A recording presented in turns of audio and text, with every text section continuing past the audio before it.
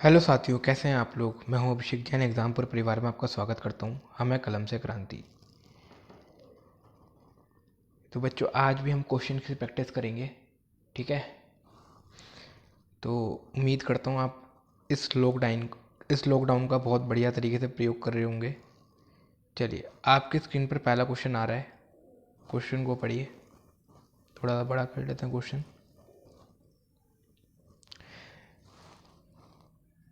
N astronomical unit is considered the average distance between. एक खगोलीय इकाई को निम्न के बीच औसत दूरी माना जाता है। जो एस्ट्रोनॉमिकल यूनिट होती है, खगोलीय इकाई होती है, किसके बीच की दूरी होती है? जो एस्ट्रोनॉमिकल यूनिट होती है, ये सूर्य को क्या कहते हैं इंग्लिश में? सन। और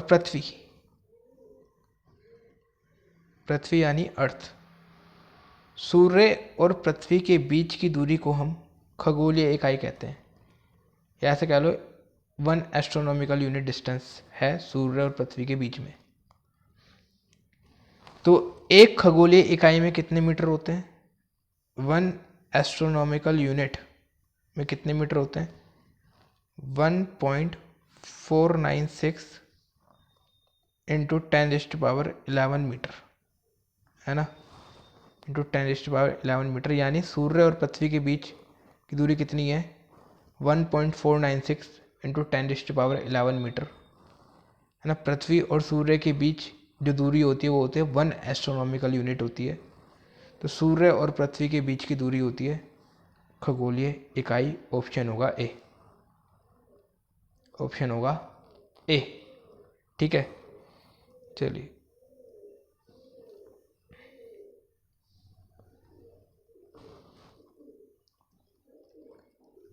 प्रकाश की दिशा में होने वाले परिवर्तन की घटना जब वह एक माध्यम से अन्य माध्यम से होकर गुजरता है क्या कहलाती है? What is called the phenomenon of change in the direction of light when it passes from one medium to another? जब लाइट एक माध्यम से दूसरे माध्यम में जाती है तो उसकी दिशा में परिवर्तन हो जाता है। उसकी दिशा में परिवर्तन हो जाता है। तो इस घटना को क्या कहते हैं? जब भी लाइट एक माध्यम से दूसरे माध्यम में जाती है तो वह अपने पथ से विचलित हो जाते हैं, या यूं कह लो उसकी दिशा में परिवर्तन हो जाता है। इस घटना को क्या कहते हैं? हम रिफ्रैक्शन कहते हैं, अपवर्तन कहते हैं। रिफ्रैक्शन कहते हैं, अपवर्तन कहते हैं। जो फिजिक्स पढ़ चुके हैं वह सभी पढ़ चुके हैं। लाइट सभी का आंसर ठीक होना चाहिए, ठीक है। जिनका आंसर गलत है, देखो मेहनत करना शुरू कर दो, ठीक है ना। मेहनत करना शुरू कर दो।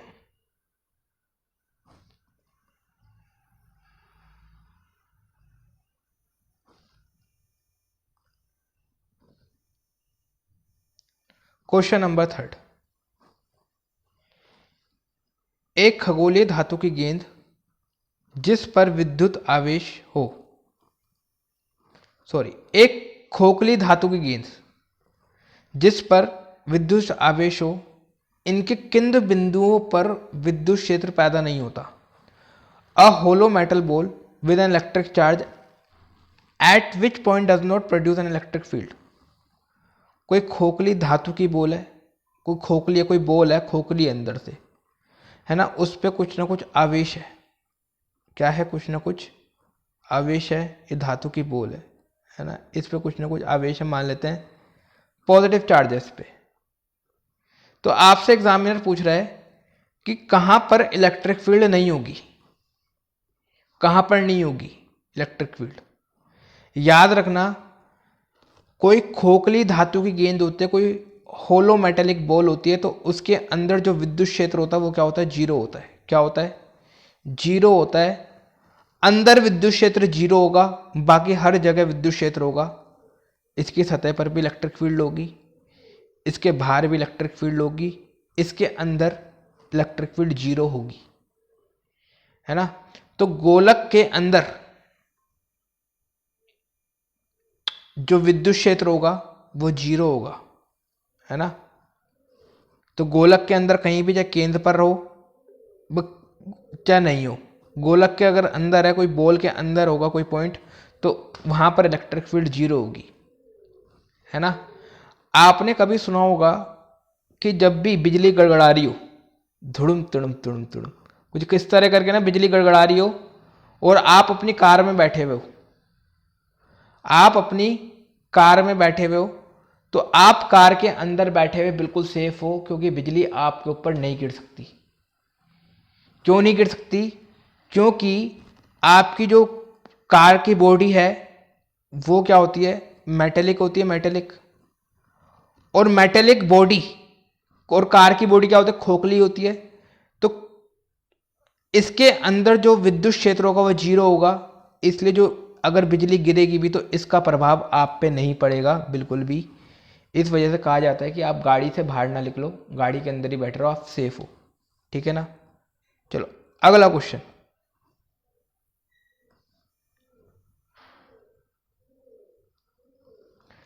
विद्युत बल्ब का तंतु किससे बना होता है ना। The filament of an electric bulb is made of, filament, जो बल्ब का फिलामेंट होता है वो किसका बना होता है? जो विद्युत बल्ब का फिलामेंट होता है, सभी का आंसर ठीक होगा। आंसर है टंगस्टन। टंगस्टन से लेकर 2-3 क्वेश्चन और पूछे जाते हैं। क्या क्या क्वेश्चन पूछे जाते हैं? एक आपसे क्वेश्चन पूछा जाता है, टंगस्टन का जो सिंबल होता है वो क्या होता है? डब्ल्यू से बोलते हैं टंगस्टन को। दूसरा क्वेश्चन क्या पूछा जाता है, जो टंगस्टन का गलनांक बिंदु यानी मेल्टिंग पॉइंट होता है वो कितना होता है? मेल्टिंग पॉइंट कितना होता है, यानी गलनांक बिंदु कितना होता है? लगभग 3500 डिग्री सेल्सियस, है ना। सबसे ज़्यादा टंगस्टन का ही गलनांक बिंदु होता है। इसका बॉइलिंग पॉइंट कितना होता है? लगभग 5555 डिग्री सेल्सियस का बॉइलिंग पॉइंट होता है, ठीक है ना। चलो अगला क्वेश्चन, सारे नए क्वेश्चन रखने की कोशिश करी है मैंने। एक हीटर की कुंडली किससे बनी होती है? जो हीटर की कोयल होती है, जो हीटर होता है ना, हीटर कुछ स्प्रिंग सा लगा होता है इसमें, अगर आपने देखा होगा कुछ इस तरह का होता है हीटर, कुछ इस तरह का होता है ना, और इसमें बीचों इसमें स्प्रिंग लगा होता है, पूरा लगा होता है कि नहीं लगा होता। जो एक कोयल सी होती है, ये कौन सी तार होती है, किसकी होती है? लोहे की होती है, निक्रोम की होती है, कॉपर की होती है, किसकी होती है?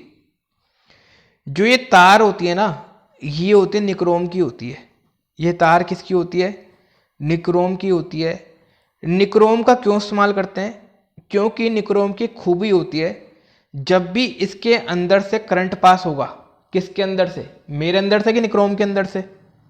निक्रोम के अंदर से जब भी करंट पास होता है, ये फट से गर्म हो जाती है, फट से गर्म हो जाती है और हमें गर्मी देने लगती है। इसी खूबी की वजह से निक्रोम को हम काम में ले लेते हैं हीटर में लगा के, ठीक है ना। चलो अगला क्वेश्चन,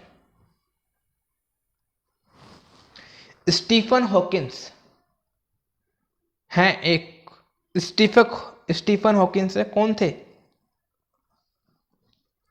पियानिस्ट, गिटारिस्ट, पॉलिटिशियन या साइंटिस्ट? जो स्टीफन हॉकिंस थे वो एक वैज्ञानिक थे, सभी जानते हैं। ब्लैक होल के बारे में काफी ज्यादा इन्होंने बोला है। चलिए, कौन थे स्टीफन हॉकिंस? वैज्ञानिक थे। अगला क्वेश्चन,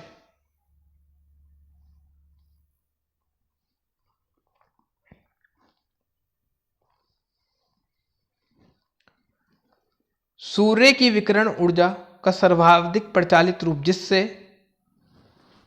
जिससे सूर्यधा यानी सनबर्न जैसे प्रभाव होते हैं, क्या कहते हैं उसको? कौन सा रेडिएशन होती है? इंग्लिश में पढ़ो question. The most widely use form of radiation energy of the sun, which has effects like sunburn. Sunburn कर लो, यहां पर देखो थोड़ी बहुत मिस्टेक्स हैं, एडजस्ट करो। इस लॉकडाउन में आपकी क्लास हो पा रही है, यही बहुत बड़ी बात है, ठीक है ना। दो तीन मिस्टेक हैं, वो एडजस्ट करो, ठीक है ना।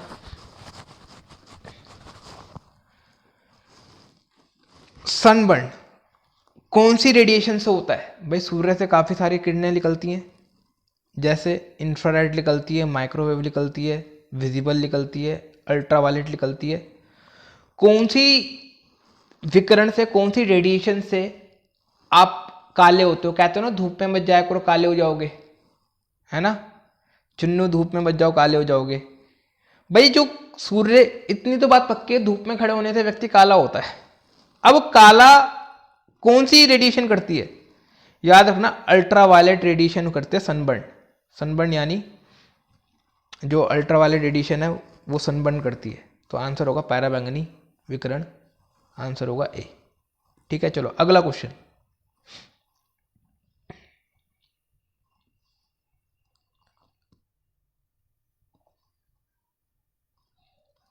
अगर 100 वोल्ट के 10 बल्ब प्रतिदिन 1 घंटे तक जलाए रखे जाएं, तब कुल विद्युत खपत प्रतिदिन के हिसाब से कितनी होगी? अगर 100 वोल्ट के 10 बल्ब हैं, हर रोज 1-1 घंटे जलाए जाते हैं,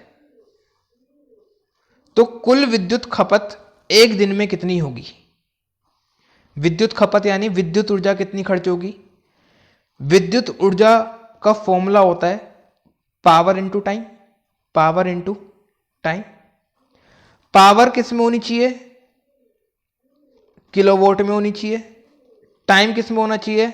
घंटे में होना चाहिए, आवर में होना चाहिए, है ना। तो जो पावर है, एक बल्ब की 100 वोट है। कितने वोट है? एक बल्ब की 100 वोट है। तो 10 बल्ब की कितनी होगी? 10 बल्ब की पावर होगी 1000 वोट होगी। 1000 वोट में कितने किलो वोट होते हैं? 1 किलो वोट होते हैं, यानी हमें पावर दे रखे कुल मिला के 1 किलो वोट दे रखे पावर। कितने घंटे चलाते हैं हम बल्बों को? 1 घंटा चलाते हैं बल्बों को, तो 1 गुना 1 क्या आ जाएगा? 1 किलोवाट आर की ऊर्जा हम एक दिन में खर्च करेंगे। 1 किलोवाट आर में कितने यूनिट होते हैं? 1 यूनिट होती है। जो आपका इलेक्ट्रिसिटी बिल आता है ना, यूनिट में आता है ना कि आपने कितनी यूनिट बिजली खर्च करी, उसका मतलब होता है कितने किलोवाट आर बिजली आपने खर्च करी। तो 1 यूनिट में 1 किलोवाट आर होते हैं, तो आंसर आएगा आपने 1 यूनिट बिजली एक दिन में खर्च करी। ठीक है, चलो अगला क्वेश्चन।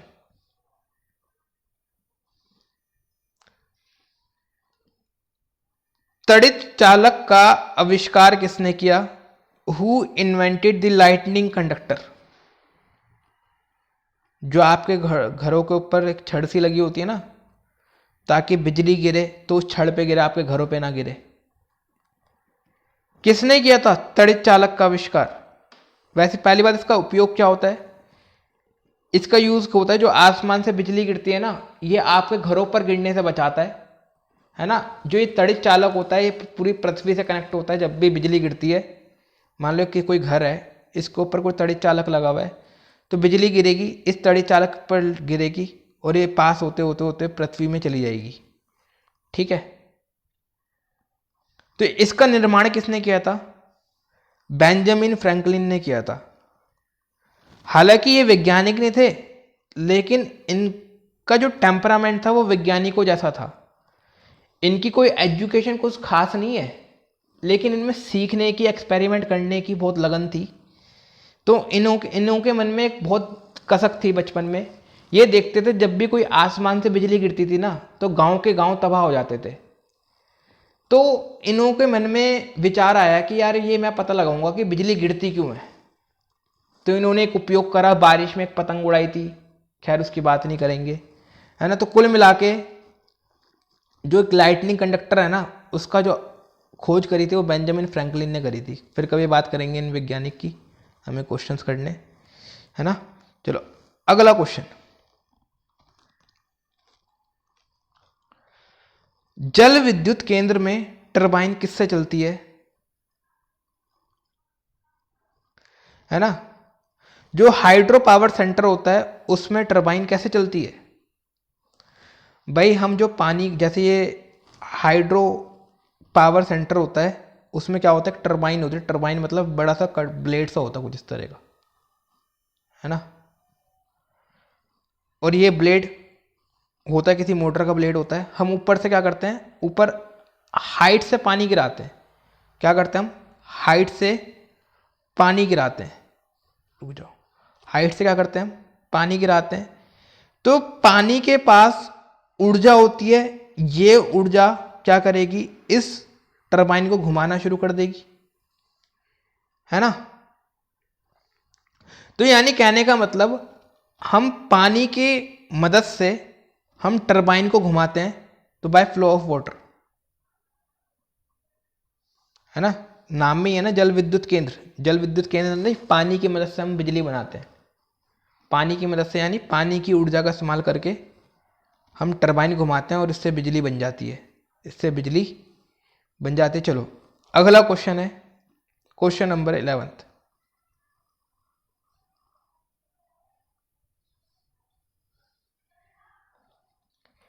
निम्न में से क्या अनुचुंबकीय है। अनुचुंबकीय को क्या कहते हैं, पैरामैग्नेटिक कहते हैं। क्या कहते हैं हम, पैरामैग्नेटिक कहते हैं। भाई पैरामैग्नेटिक होता क्या है, ऐसे पदार्थ जो कि चुंबक से थोड़ा सा आकर्षित होते हैं, हल्का सा आकर्षित होते हैं, उसे कहते हैं हम पैरामैग्नेटिक। जैसे कोई चुंबक है, दो पोल होते हैं उसके, एक नॉर्थ पोल एक होता है साउथ पोल।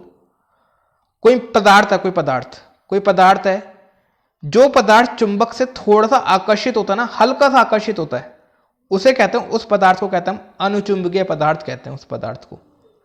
तो अनुचुंबकीय पदार्थ कौन कौन से होते हैं, लिख लो, नोटबुक में लिख लो, है ना, पेन कॉपी लेके बैठा करो। Oxygen, chromium, aluminium, manganese, platinum, sodium. Platinum, sodium, ये सारे के सारे क्या हैं, पैरामैग्नेटिक सब्सटेंस है, अनुचुंबकीय पदार्थ है। यानी ये चुंबक से हल्का सा आकर्षित होते हैं, मैग्नेट की तरफ अट्रैक्ट करते हैं थोड़ा सा, है ना। तो ऑक्सीजन, क्रोमियम तो बहुत ही ज्यादा इंपॉर्टेंट है ना।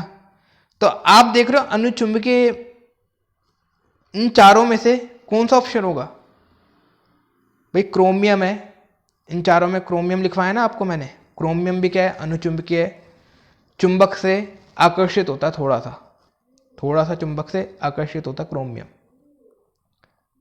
चलिए नोट कर लेना, है ना, पैरामैग्नेटिक कौन से होते हैं। अगला,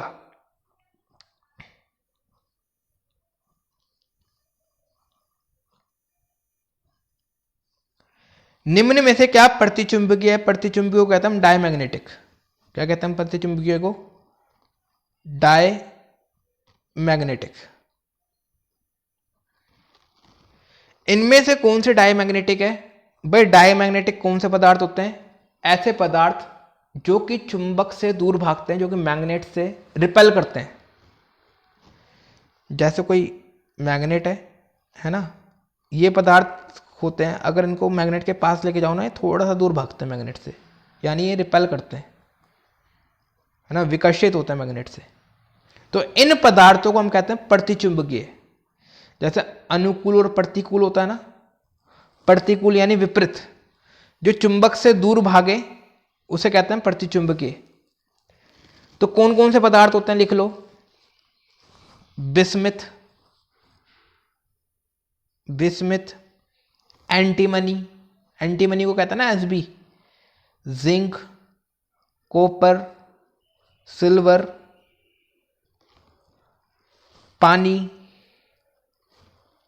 है ना, सिलिकॉन, लेड और टिन। ये सारे के सारे क्या हैं, डायमैग्नेटिक है। नोटबुक में नोट कर लेना, ठीक है ना, और ऐसी जगह नोट करना कि बाद में देख सको, नहीं तो नोट करने कुछ फायदा नहीं है ना, फॉर्मेलिटी नहीं करनी, सीखना है। तो जितने भी मैंने लिखवाए हैं इनमें से कोई दे रखा है ऑप्शन में? हाँ, इनमें से एक दे रखा है, बिस्मिथ। बिस्मिथ पहला लिखवाया था ना, तो बिस्मिथ है, ये डायमैग्नेटिक है। ठीक है, बिस्मिथ क्या है? डायमैग्नेटिक है, जो कि लोहा, निकल और कोबाल्ट होते हैं, फेरोमैग्नेटिक होते हैं। ये लोह चुंबकीय होते हैं। लोह चुंबकीय कौन होते हैं? जो कि चुंबक से बहुत बढ़िया तरीके से आकर्षित करते हैं, जो चुंबक से, जो मैग्नेट से बहुत बढ़िया तरीके से अट्रैक्ट करते हैं, उन सब्सटेंसेस को हम फेरोमैग्नेटिक कहते हैं। जैसे लोहा, लोहे को एक बार मैग्नेट के पास ले जाकर देखो, ये मैग्नेट तुरंत खींच लेगा, बहुत बढ़िया तरीके से आकर्षित होता है लोहा। तो लोहा क्या हो गया? लोह चुंबकीय हो गया, फेरोमैग्नेटिक हो गया। निकल का भी यही रोल होता है, कोबाल्ट का भी यही होता है। खैर, अगला क्वेश्चन करते हैं हम।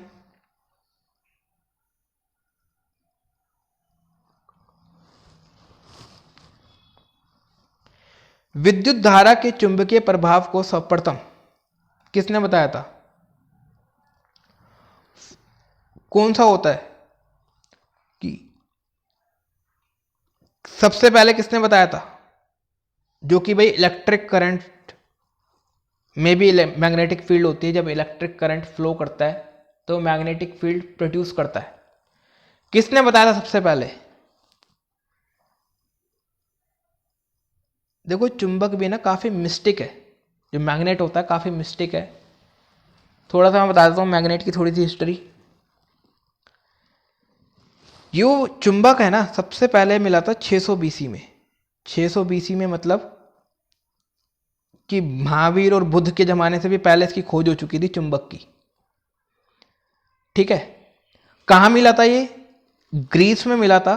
चलो थोड़ी सी कहानी सुन लो। ग्रीस में मिला था, मैग्नेसिया नाम के शहर में। मैग्नेसिया नाम के शहर में चुंबक मिला था। क्योंकि ये मैग्नीशियम में मिला था, इस वजह से हम चुंबक को मैग्नेट कहते हैं। मैग्नेट कैसे नाम पड़ा इसका? मैग्नीशिया नाम की कंट्री से मैग्नेट इसका नाम पड़ा है। तो चुंबक को लेकर, मैग्नेट को लेकर जो चाइनीज थे, जो चाइनीज हैं, जो चीनी लोग हैं, शुरू से ही बहुत चतुर रहे हैं, बहुत ही क्लेवर लोग रहे हैं। देखा नहीं आपने, इन्होंने पूरी दुनिया को कोरोना से कितना दुखी कर रखा है, कितना दुखी कर दिया है ना।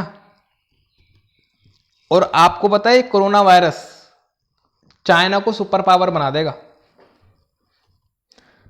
इन्होंने इतना ज्यादा दुखी करा है।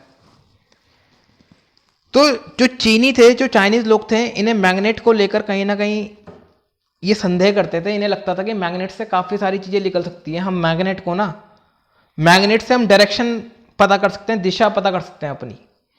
तो इन्होंने मैग्नेट का उपयोग सबसे पहले मैग्नेटिक कंपास में करा। मैग्नेटिक कंपास से इन्होंने दिशा का पता लगाने में उपयोग करते थे। ये लगभग बात है 1000 AD की, है ना। उसके बाद सन 1600 आया, सन 1600 आया, है ना। मेरी बात नोट करते चलना। एक विलियम गिलबर्ट नाम का साइंटिस्ट था, उसने एक लाइन बोली कि ये पूरी की पूरी पृथ्वी ना एक चुंबक की तरह है। ये पूरी की पूरी पृथ्वी क्या है? चुंबक है। साइंटिस्ट का नाम था विलियम गिलबर्ट। विलियम गिलबर्ट, है ना। जब 19वीं सेंचुरी आई, 19वीं शताब्दी आई, तो एक वैज्ञानिक था, ऑस्टर्ड नाम का वैज्ञानिक था। ओस्टर्ड नाम का वैज्ञानिक था। इसने बोला कि कोई भी अगर आवेश चलता है तो वो एक चुंबकीय क्षेत्र, एक मैग्नेटिक फील्ड प्रोड्यूस करता है। तो सबसे पहले ओस्टर्ड ने आइडिया दिया था कि जब भी करंट फ्लो करता है तो वो चुंबकीय प्रभाव छोड़ता है कुछ ना कुछ। ठीक है ना, तो ओस्टर्ड इसका नाम होगा, फिर कभी डिटेल में बात करेंगे। चलो अगला क्वेश्चन।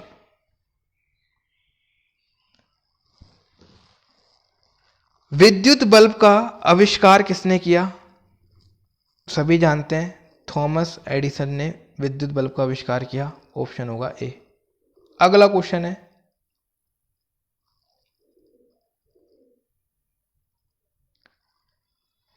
थर्मामीटर के पूर्व रूप थर्मोस्कोप का आविष्कार किसने किया? Who invented thermoscope? भाई जो थर्मामीटर से पहले एक होता था थर्मोस्कोप, भाई थर्मामीटर का आविष्कार किसने किया? आप सभी जानते हैं थर्मामीटर का आविष्कार किया फ़ारेनहाइट ने, सभी जानते हैं ना। लेकिन थर्मामीटर से पहले एक था थर्मोस्कोप, इसका आविष्कार किसने किया था? गैलीलियो गैलीली ने किया था। गैलीलियो ने थर्मोस्कोप का आविष्कार किया था। तो थर्मोस्कोप के बारे में पूछा हुआ है तो आंसर होगा गैलीलियो। ठीक है ना। चलो अगले क्वेश्चन पे बढ़े।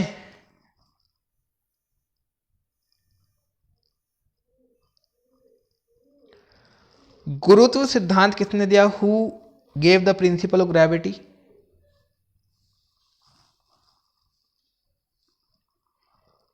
Charles Newton, Charles Babbage, Isaac Newton, Isaac Newton या जोन्स एडम्स? याद रखना न्यूटन का पूरा नाम था इसैक न्यूटन। अगर सही स्पेलिंग की बात करें तो ये वाली स्पेलिंग, इसैक न्यूटन ने गुरुत्व का सिद्धांत दिया। चलिए अगला क्वेश्चन है,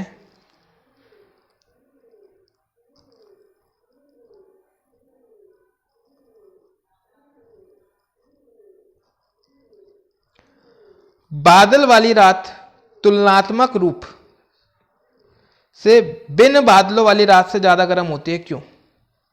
cloudy nights are comparatively warmer than cloudy nights then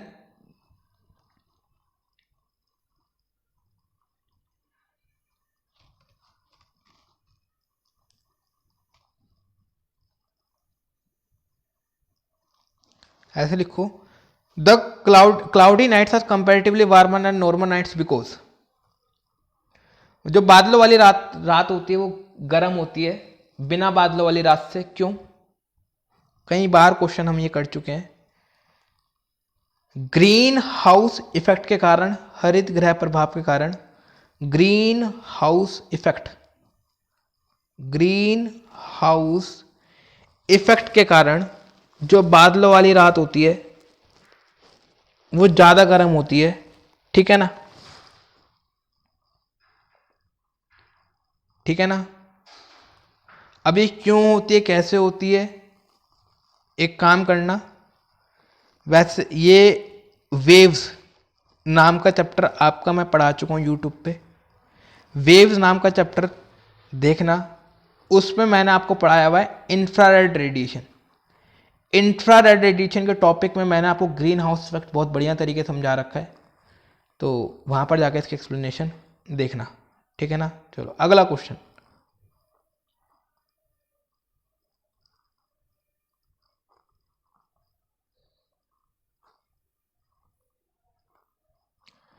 super cooling का अभिप्राय तरल के किस बिंदु पर शीतलता से है?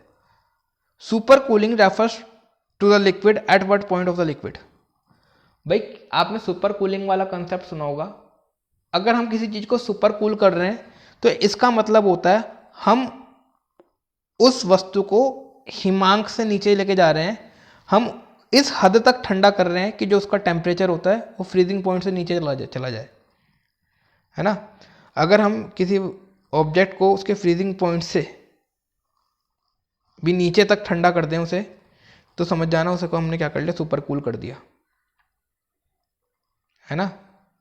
कि हम गिराते गिराते किसी वस्तु का तापमान इतना गिरा दें कि उसका तापमान उसके फ्रीजिंग पॉइंट से भी नीचे चला जाए, तो उसको कहते हैं सुपर कूल कर दिया हिमांक के नीचे।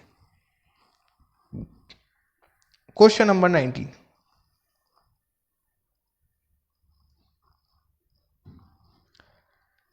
अल्कोहल पानी से अधिक वाष्पशील होता है क्योंकि डैश पानी से कम होता है। Alcohol is more volatile than water because it is less than water, it has less than water. भाई जो अल्कोहल होता है वो जल्दी से वेपर बन जाता है, जबकि पानी अल्कोहल के मुकाबले देर में वेपर बनता है, देर में वाष्प बनता है। ऐसा क्यों होता है? जो भाई अल्कोहल होता है, जो इसका बॉइलिंग पॉइंट होता है, जो इसका बॉइलिंग पॉइंट होता है वो कम होता है। अल्कोहल होता है, इसका बॉइलिंग पॉइंट होता है कम होता है, ठीक है ना। जबकि पानी होता है इसका बॉइलिंग पॉइंट होता है ज़्यादा होता है, इस वजह से जो अल्कोहल होता है ज़्यादा जल्दी वाष्प बन जाता है, यानी ज़्यादा वॉलेटाइल है।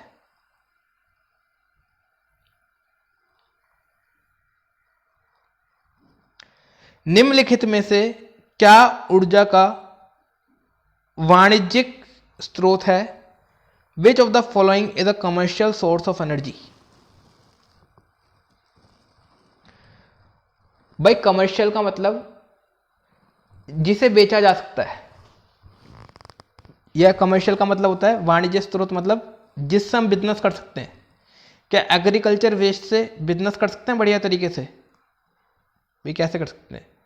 सूर्य को बेचा जा सकता है? नहीं बेचा जा सकता। सूखे गोबर को बेचा जा सकता है? नहीं बेचा जा सकता।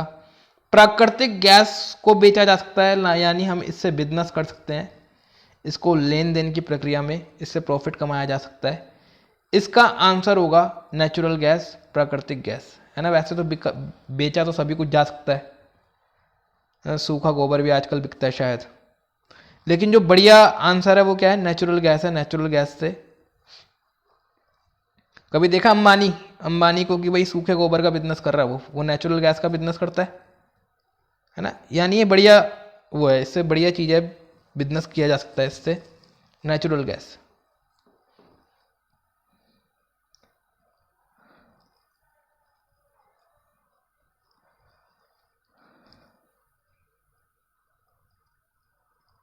अर्धचालक में उपयुक्त विशुद्धताओं को मिलाने को क्या कहते हैं हम, है ना। अगर हम सेमीकंडक्टर्स में थोड़ी सी इंप्योरिटीज मिलाएं तो उस प्रोसेस को क्या कहते हैं हम, है ना। क्या कहते हैं उसे? हिंदी में बात करें तो स्नेहत कहते हैं। स्नेहत को इंग्लिश में क्या कहते हैं हम? डोपिंग। डोपिंग कहते हैं, डोपिंग। जब भी सेमीकंडक्टर्स में थोड़ी सी अशुद्धियां मिलाई जाती है तो उस प्रोसेस को कहते हैं हम डोपिंग कहते हैं। डोपिंग को हम कहते हैं स्नेहत। कभी कभी हिंदी में डोपिंग को डोपिंग भी कह देते हैं, याद रखना, दोनों नाम याद रखना, डोपिंग को डोपिंग भी कह देते हैं। चलो अगला क्वेश्चन। और यार तुम वीडियो चुपचाप देख के तुम निकल लेते हो कहीं बच्चे, हैं भाई, कभी कभी लाइक भी कर दिया करो, है ना। देखो तुमसे गुरु दक्षिणा में हम कुछ नहीं मांगते, सिर्फ एक लाइक मांगते हैं, वो भी तुम देने में कंजूसी करते हो, है ना। चलो खैर कोई बात नहीं। केरल तट पर रेडियो एक्टिव प्रदूषण निम्न में से किस कारण से हुआ? Radio active pollution on the Kerala coast is due to which of the following reasons? आपको पता है जो केरला का जो तट है, केरला का जो तट है वहां पर रेडियो एक्टिव पोल्यूशन है। क्यों है? क्योंकि जो वहां की मिट्टी में थोरियम है, थोरियम एक रेडियो एक्टिव एलिमेंट है। तो वहां की जो वहां पर है ना रेडियो एक्टिव पोल्यूशन बहुत ज़्यादा है, तो इसलिए वहाँ के लोगों को कैंसर वगैरह होने का खतरा रहता है अगर कोई चीज़ कोई वहाँ पर जाता है ना। वहाँ पर थोरियम बहुत ज़्यादा है वहाँ की मिट्टी में, है ना। थोरियम का और क्या होता है? मोनाजाइट होता है कि नहीं होता? इसका जो अयस्क होता है वो क्या होता है? मोनाजाइट होता है। यानी वहाँ की मिट्टी में ना, वहाँ की मिट्टी में मोनोजाइट काफ़ी ज़्यादा है। मोनोजाइट में क्या होता है? थोरियम होता है। तो ऐसा मैं कह सकता हूँ वहाँ की मिट्टी में थोरियम बहुत ज़्यादा है, इसलिए वहाँ पर रेडिएशंस निकलती रहती हैं, तो वहाँ पर कैंसर वगैरह होने का काफ़ी ज़्यादा खतरा है लोगों को। तो केरला पर रेडियो एक्टिव पोल्यूशन का कारण क्या है? थोरियम। थोरियम से 2-3 क्वेश्चन और पूछे जाते हैं भाई। थोरियम से क्वेश्चन पूछा जाता है दुनिया में सबसे ज़्यादा थोरियम कहाँ पाया जाता है? इंडिया में पाया जाता है। कहाँ पाया जाता है? इंडिया में पाया जाता है। थोरियम का जो ओर है वो क्या है? थोरियम का जो अयस्क है उसका नाम क्या होता है? मोनोजाइट होता है कि नहीं होता? मोनोजाइट होता है इसका। और का मतलब क्या होता है? क्या होता है और का मतलब? कमेंट में मुझे बताना और से आप क्या समझते हो, एस से आप क्या समझते हो, ठीक है ना। चलो अगला क्वेश्चन।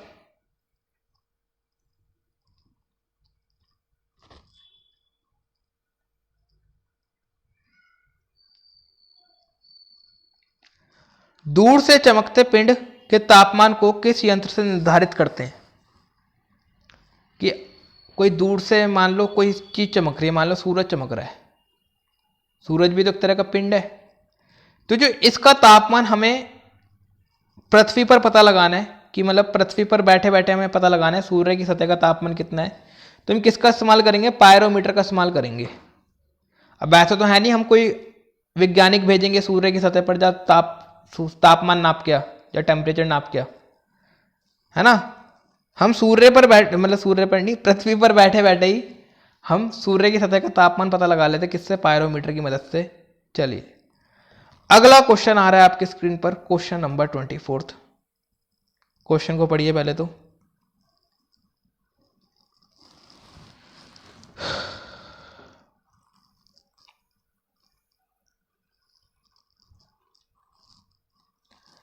निम्नलिखित में से किस प्रक्रिया में अणुओं की वास्तविकता गति के माध्यम से उच्च तापमान से निम्न तापमान की ओर ऊष्मा का संचरण होता है?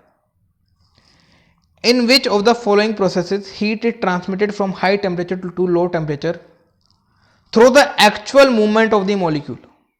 भाई हम सभी जानते हैं जो हीट होती है वो हाई टेम्परेचर से लो टेम्परेचर की तरफ फ्लो करती है ना। ये तो बात सभी जानते हैं। ऐसा कौन सा प्रोसेस है जिसमें हीट हाई टेम्परेचर से लो टेम्परेचर की तरफ फ्लो करे और उसमें मॉलिक्यूल्स का एक्चुअल मूवमेंट हो, उसमें मॉलिक्यूल्स का एक्चुअल मूवमेंट हो, अणुओं की वास्तविक गति हो, उसमें मॉलिक्यूल्स क्या कर रहे हो? मूव कर रहे हो। तो उस प्रक्रिया को हम किसके नाम से जानते हैं? संवहन के नाम से जानते हैं। संवहन के नाम से पढ़ाया था ना संवहन। जिसको ये नहीं पता संवहन क्या होता है, चालन क्या होता है, विकिरण क्या होता है, हीट की वीडियो यूट्यूब पे मैं डाल चुका हूँ, है ना। मैं पढ़ा चुका हूँ आपको, पहले वाली प्लेलिस्ट में देखना। हीट वहाँ से आपको पता लग जाएगा चालन क्या होता है, विकिरण क्या होता है, संवहन क्या होता है, ठीक है ना। बहुत बढ़िया तरीके से वहाँ पर मैंने कवर कर रखा है ना। 85 वीडियोस की वो प्लेलिस्ट है, तो वहाँ पर जाकर आप हीट देखना थोड़ा, ठीक है ना। चलो अगला क्वेश्चन है 25।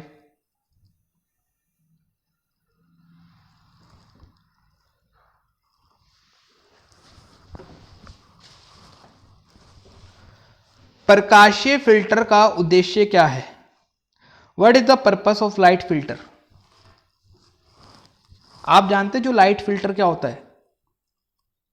एक तरह का शीशा होता है, एक तरह का लेंस होता है जो कि कुछ लाइट को ब्लॉक करता है, कुछ लाइट को ब्लॉक करता है और कुछ लाइट को अपने अंदर से पास होने देता है, ठीक है। जैसा आजकल चश्मे आने लग गए, है ना। मैं अभी चश्मा देखने गया, मैं अभी तो खैर लॉकडाउन है, लॉकडाउन से पहले, है ना।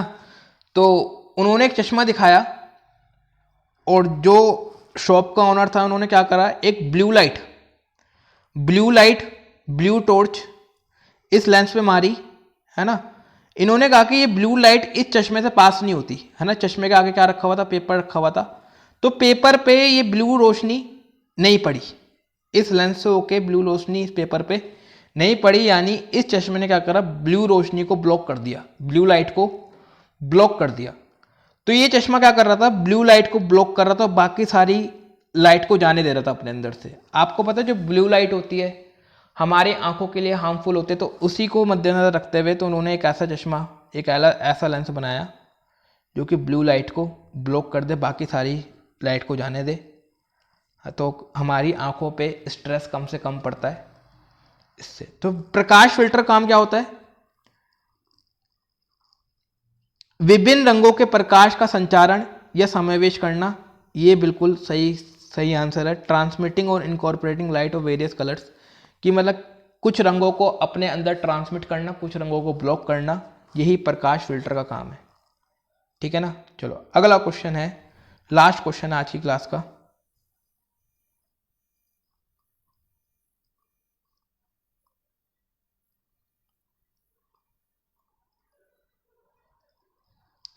प्रकाश विद्युत प्रभाव उत्पन्न करने के लिए जिस धातु का प्रयोग कैथोड की तरह किया जाता है, उसकी क्या विशेषता होनी चाहिए?